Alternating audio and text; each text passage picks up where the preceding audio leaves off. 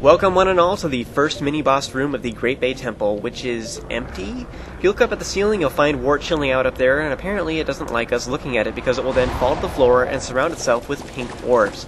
Since this is a water dungeon, I am going to just assume that these are supposed to be bouncing intelligent fish eggs? Slang. Now the goal is to harm the eye in the center, and it's vulnerable when it is open, but when it's closed, the eye is closed, then it's invulnerable. So you need to wait for it to open so that you can shoot it with arrows or the hook shot to damage it. But if you hurt it too much, it will then move on to the second phase, and all of the pink things will come after you at once. This is not a good deal, so you want to avoid this as much as possible. You have to kill off all the pink things first. To do this, you have to smack them once to make them get off Wart, and then hit them a second time to kill them. There are several different ways you can do this, and you have all these different items at your disposal because they're very weak. They can be killed with just about anything. Now, the most efficient way that I have found to do this is to get a bomb ready and toss it just before it explodes so that you can aim and try and get as many pink things as possible. And then as soon as they fall off, you want to quickly hold in the R button and use the blast mask to blow up a second time, killing the closest pink things. This is probably the most effective near the beginning of the battle because that way you can get the most amount of pink things possible. Anyway, the blast mask will kill a ton, but there's always going to be some stragglers, so I recommend you kill them with your sword, or you can use like these. You can use a spin attack too. That actually is very effective as well, especially if you have a lot of them. Quick spins are a very good way to do this as well. Now, this mini-boss is very reminiscent of Argus from A Link to the Past and Deku Toad from Twilight Princess. Now, both of those use the hookshot and clawshot to defeat them, and this mini-boss is no exception. The board is very similar. This is by far the safest method, is just grabbing one at a time with the hookshot, but it takes a very long time, but you also won't take very much damage. So it's the safest way, but it takes a very long time. Once the blast mask is recharged, you can use that method again. Hold in a bomb, wait for it to be just about to explode, toss it, use your blast mask, bam, and then kill off any remaining guys with your sword. You can use a spin attack to kill off a bunch of them at once as well, and then to wait for the blast mask to recharge again. So fire arrows will knock down a bunch of them as well, but that also uses up a lot of magic, so they're basically the same thing as bombs.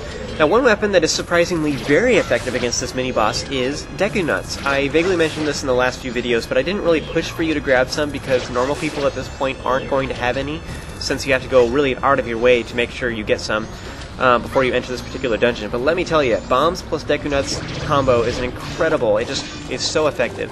Bombs separate them from Wart, and then Deku Nuts will kill off the pink things once they're jumping around. So we actually fight Wart one more time later on in the game, and I showed that method then. It's pretty sweet. So as long as we're waiting, I will mention something that's totally meaningless. For Majora's Mask, Nintendo tried to recycle as much material from the previous game as they could, so for those of you who are familiar with Ocarina of Time, I'll just point some things out. Wart's eye is taken from Queen Goma, the boss of the Great Deku Tree. I mean, heck, the intro is even the exact same. It zooms in and all, and then, except this one doesn't spin around before it plops to the ground. But anyway, now the pink things, on the other hand, I'm not entirely sure. I originally thought that they were the individual pieces of the sinking lure, but now the more I'm looking at it, they look kind of like eyeballs, and they don't look like the sinking lure at all. However, they are very pixelated, so whatever they were originally made from, it's obviously been blown up to be much larger than it was originally intended for.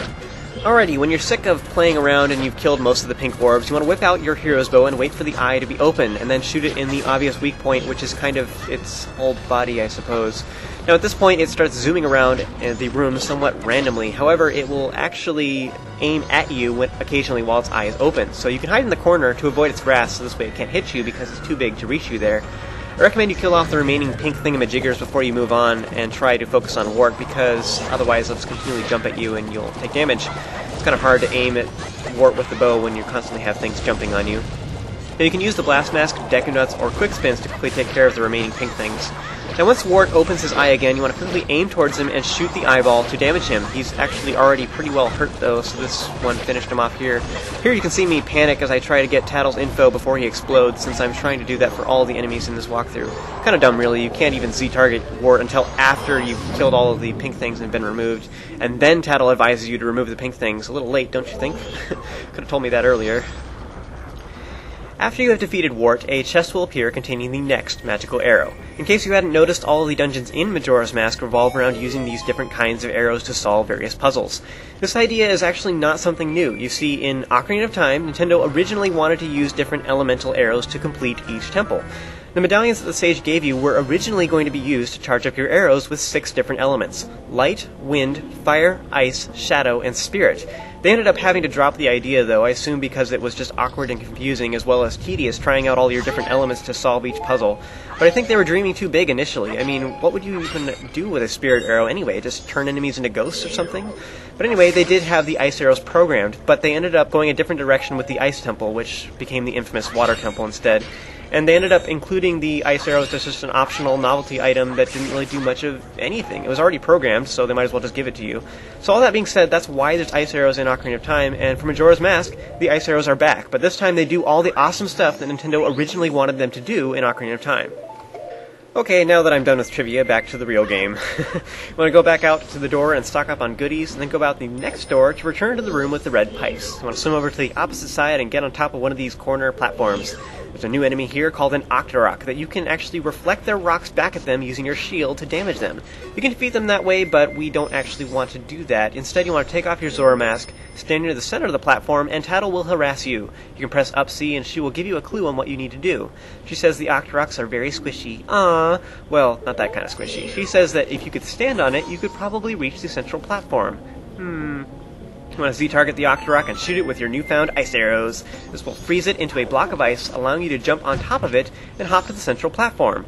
To quote Crush, the giant sea turtle from the movie Finding Nemo, "Righteous! Righteous!" You want to push or pull the giant switch here to allow the water to continue flowing through the red pipes. Let's follow it, shall we? You want to hop back into the water and find the exit with the water flowing out of it, and this will take us back to the large central chamber.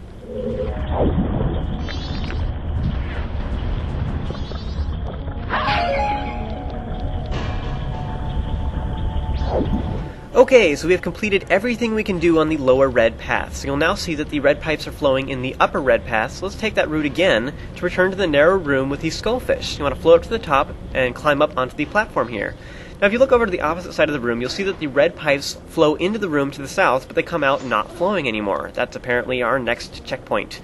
Now if you didn't hookshot the chest to get the dungeon map earlier, now would be a wonderful time to do that. Otherwise, you can simply use ice arrows to shoot the surface of the water to create temporarily ice platforms that melt after a moment.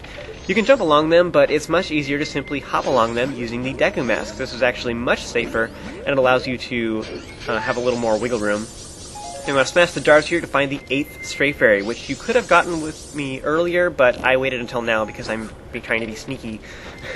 No, not really. I just thought it made more sense to go here when we were required to. I'm going to shoot another ice arrow or two to create platforms and then bounce over to them, and then at this point you can use the Zora mask to jump extra high to ensure you can grab the ledge if you want. I was actually playing close, but I'm just a ninja, so you know.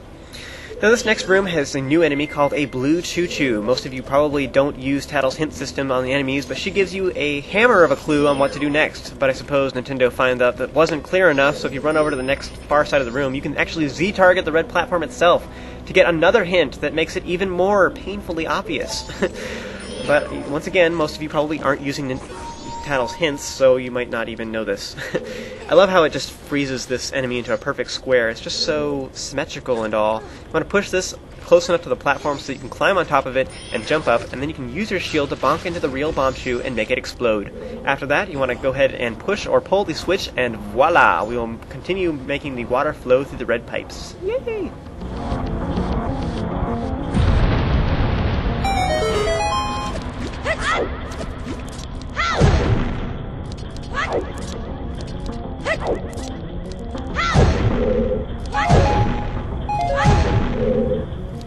You can smash the crates in this room if you wish to stock up on goodies, though you're probably fairly full right now. Then you can head out the door and slap on the Zora mask to jump into the water, though you may want to be careful with these skullfish that are around here. I kind of swam around to avoid them as a result.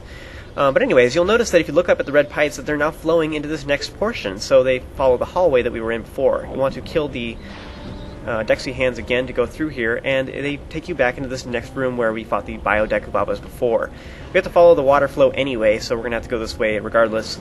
Anyways, work your way through here, and you'll come back into the room where we got the compass, and you'll notice that the red pipes, they flow back to the central room, so water takes us this way anyway, so we had to come here. But all is not for lost, oh viewers of this walkthrough. However, if you look off to the far north, you'll see there's a ledge here with LED lighting. Ooh, we couldn't reach it before, but you probably forgot about it, right?